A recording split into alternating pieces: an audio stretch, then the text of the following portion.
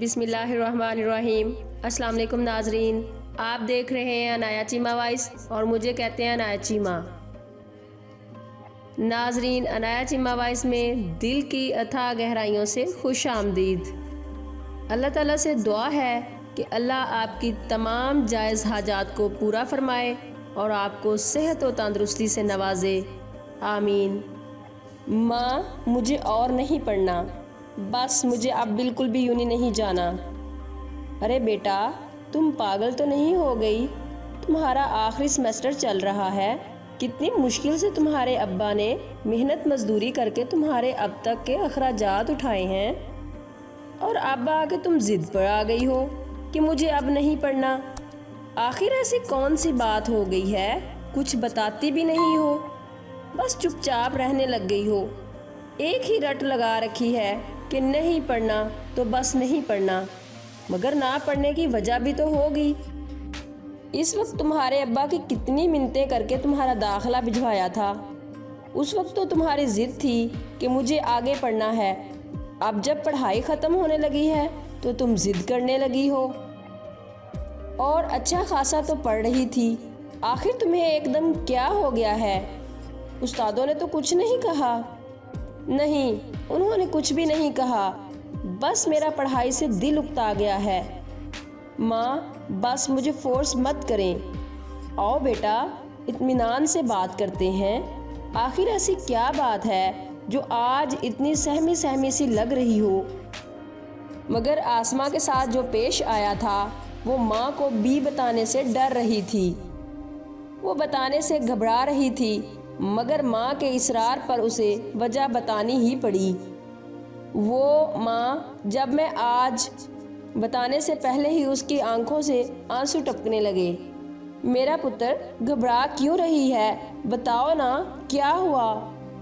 وہ ماں، آج میں جب یونی سے واپس آ رہی تھی تو کچھ لڑکوں نے، آسماں کی زبان ایک بار پھر خاموش ہو گئی، اس بار بھی کچھ نہ بتا سکی۔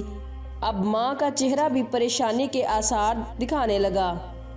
میرا پتر، رو مت، کیا کیا لڑکوں نے؟ مجھے بتاؤ، میں خود جا کر ان کی خبر لوں گی۔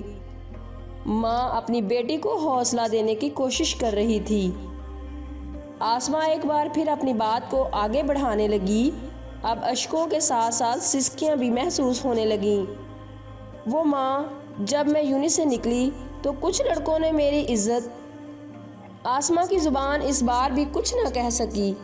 اس بار آسماں ماں کے سینے سے لگ کر زاروں کی طرح رونے لگی۔ عزت لفظ سنتے ہی ماں کے چہرے کا رنگ بھی اڑ گیا۔ وہ گھبرا کر کہنے لگی کہ کیا کیا لڑکوں نے؟ تم آگے بولتی کیوں نہیں ہو؟ کیا کیا لڑکوں نے؟ مجھے ساری بات بتاؤ۔ آسماں، تم ساری بات بتاؤ، کیا کہا آوارہ کتوں نے؟ اگر لڑکی خود کو چھپا کے رکھے تو غیر مرد کی جرت نہیں ہو سکتی کہ کوئی اس کی طرف میلی آنکھ سے بھی دیکھے، اور میں نے بھی ہمیشہ اپنے آپ کو چھپا کے ہی رکھا۔ پھر کیوں میری عزت کو اچھالا گیا؟ کیوں ماں، کیوں ہوا میرے ساتھ ایسا؟ آج کے بعد تم یونی نہیں جاؤ گی۔ میں نے اور تمہارے ابا نے پہلے ہی یونی میں داخلہ لینے سے منع کیا تھا، مگر تمہاری ضد تھی کہ محلے کی لڑکیاں جتنا پڑھنا چاہتی ہے۔ لڑکی اندر گئی اور اس کے والد صاحب بھی آ گئے۔ لڑکی اندر پلنگ پر لیٹی ابھی بھی رو رہی تھی تو نذیر صاحب پوچھتے، او میرا پتر، کیوں رو رہی ہو؟ آسماں کی ماں کہتی ہے، میں بتاتی ہوں آسماں کیوں رو رہی ہے۔ پیچھے سے ماں کی آواز سنائی دی۔ وہ دوسرے کمرے میں لے گئی اور کہا کہ کل سے آسماں یونی نہیں جائے گی۔ مگر ہوا کیا ہے؟ اس نے ساری بات اپنے شوہر کو بتا دی۔ یہ سب سنتے ہی وہ ساری بات سمجھ گئے۔ باپ بیٹی کے کمرے میں گیا اور بیٹی سے معافی مانگنے لگا کہ مجھے معاف کر دو بیٹی، اب تمہاری طرف کوئی آنکھ اٹھا کر بھی نہیں دیکھے گا، بھروسہ رکھو مجھ پر۔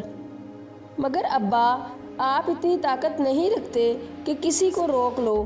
ہاں، میں اتنی طاقت نہیں رکھتا، لیکن اوپر والا بہت طاقت رکھتا ہے۔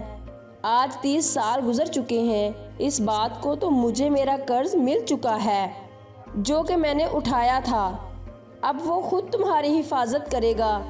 اس کے بعد روز یوں نہیں جاتی تھی آسماں، مگر کبھی کسی نے اس کی طرف آنکھ اٹھا کر بھی نہیں دیکھا تھا۔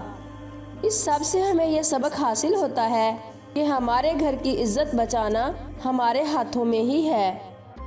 تو ناظرین، امید ہے میری یہ سٹوری آپ کو بہت پسند آئی ہوگی، اور اگر پسند آئی ہو تو اسے لائک اور شیئر ضرور کیجیے گا۔ ناظرین، اپنا خیال رکھیے گا، عنایت چیمہ کو دعاؤں میں یاد رکھنا۔ اللہ حافظ۔